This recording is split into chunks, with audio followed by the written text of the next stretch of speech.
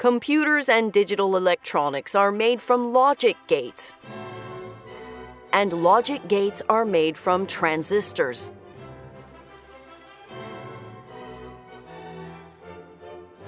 A transistor is a device that can be made to behave like a switch. When a switch closes, it causes the two different parts of a circuit that it connects to be at the same voltage. When a switch opens, it prevents any current from passing through. When there is no current flowing through a light bulb, both sides of the light bulb are at the same voltage.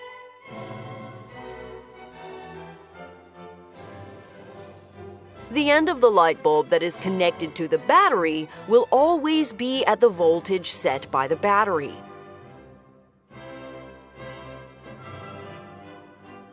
The other end of the light bulb will be either at the voltage set by the battery or at 0 volts, depending on whether the switch is open or closed.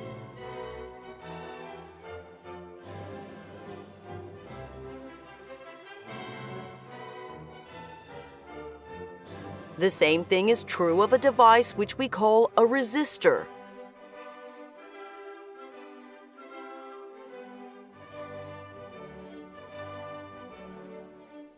If we replace the light bulb with a resistor, it will behave the same way.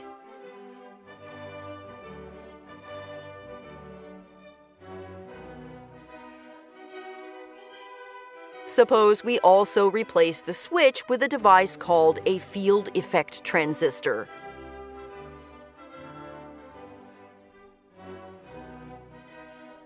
This transistor has 3 terminals, which we will call gate, source, and drain.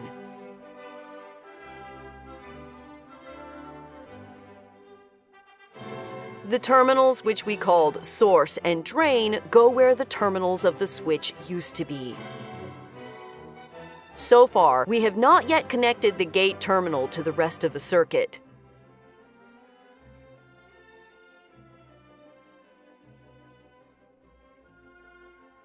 If we apply a voltage to the gate terminal, the voltage that will exist between the gate and the source will determine whether the transistor behaves like an open switch, a closed switch, or something in between.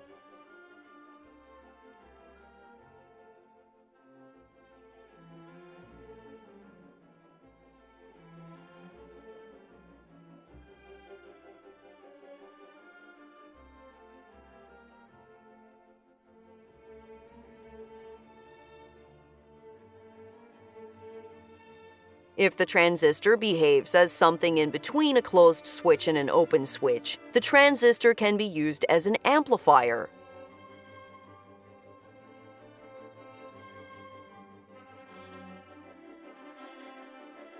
Small changes in the voltage on the gate terminal will create much larger changes in voltage on the drain terminal.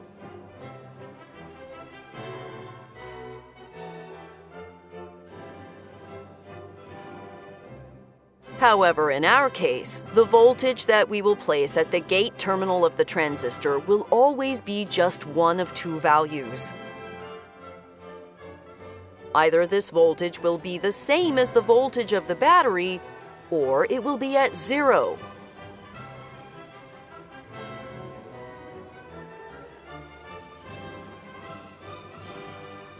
With this particular type of field effect transistor, if the voltage between the gate and the source is at the voltage of the battery, the transistor will behave like a closed switch.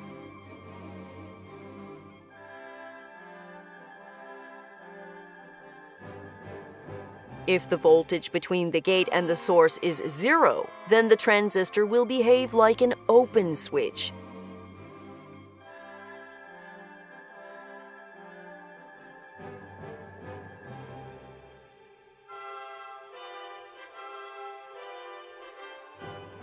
Let us call this part of the circuit the input, and let us call this other part of the circuit the output.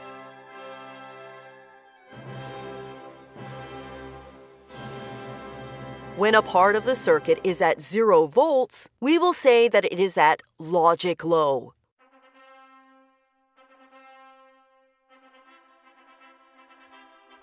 When a part of the circuit is at the voltage of the battery, we will say that it is at logic high.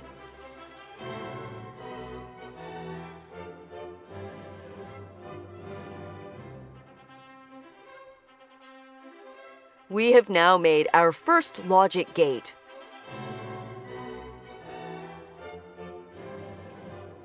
When the input of our circuit is logic low, the output of our circuit is logic high.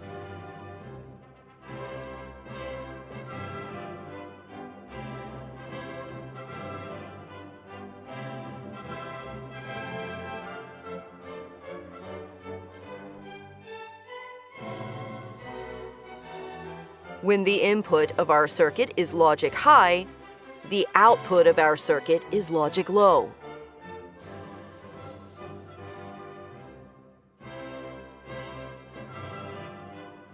This is the definition of a not logic gate, where the output is always the opposite of the input.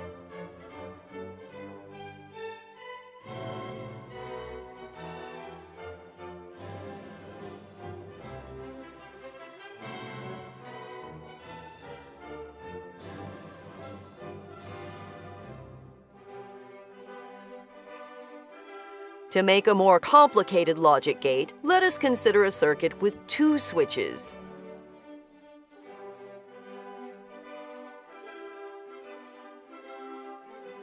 In this case, if either one of these switches closes, the part of the circuit that we call the output will be at 0 volts.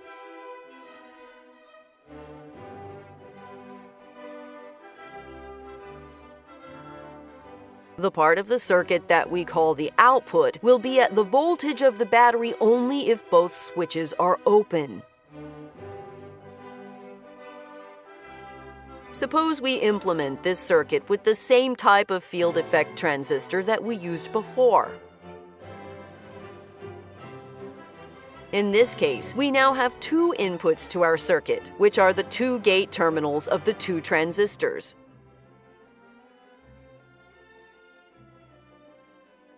In this case, if either the first input or the second input is at logic high, then the output will be at logic low.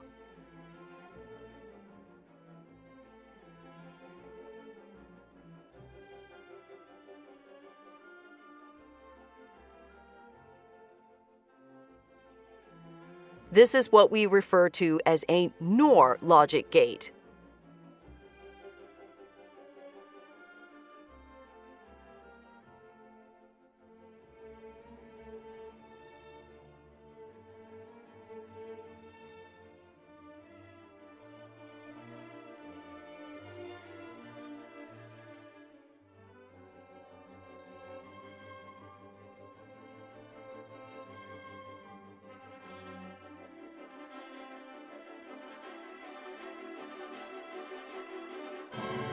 Suppose that on the output of this NOR logic gate, we add the NOT logic gate that we created earlier.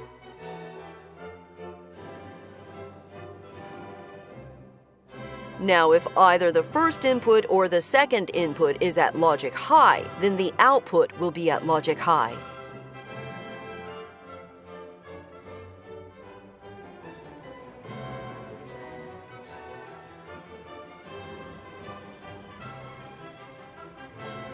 This is what we refer to as an OR logic gate.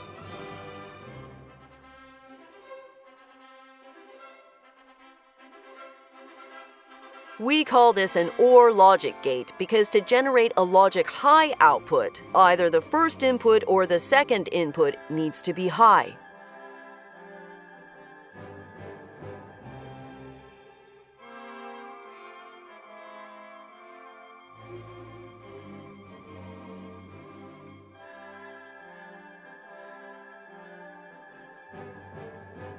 Suppose that we instead take the NOR gate that we created earlier, and rather than adding a NOT gate to the output, we instead add a NOT gate to each of the 2 inputs.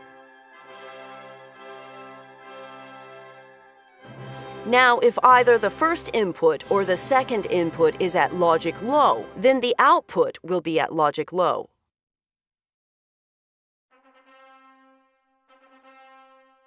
The output will be at logic high only if the first input and the second input are both logic high. We therefore call this an AND logic gate.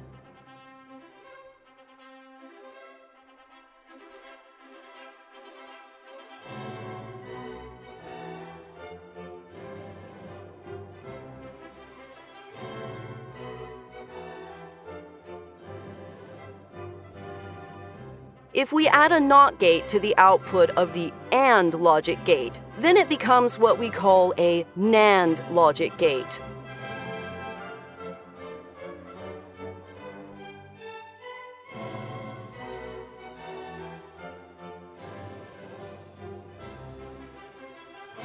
We can also use logic gates to create an XOR logic gate.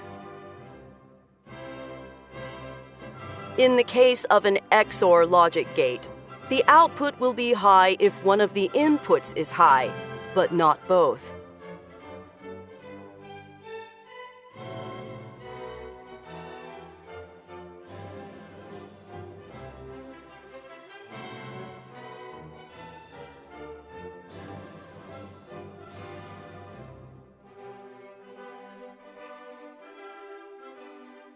We can also use logic gates to create memory.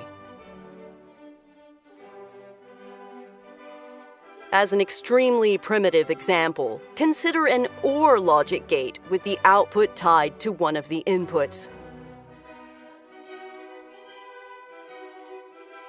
Suppose we start out with both the inputs and the output at logic low.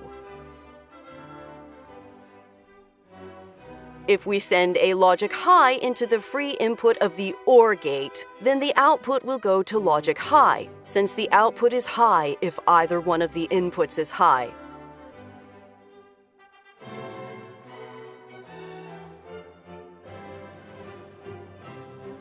The other input of the OR gate will then also go to logic high, since it is connected to the output.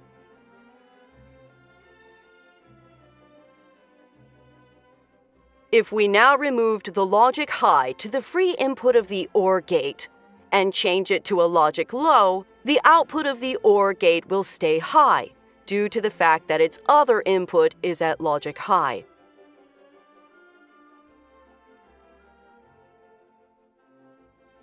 And the logic high output of the OR gate will perpetuate the logic high of this other input.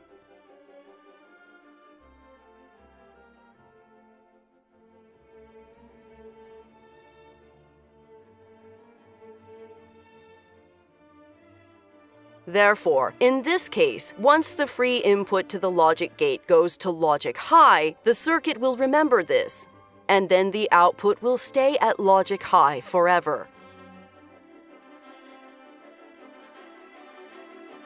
More information about electric circuits is available in the other videos on this channel.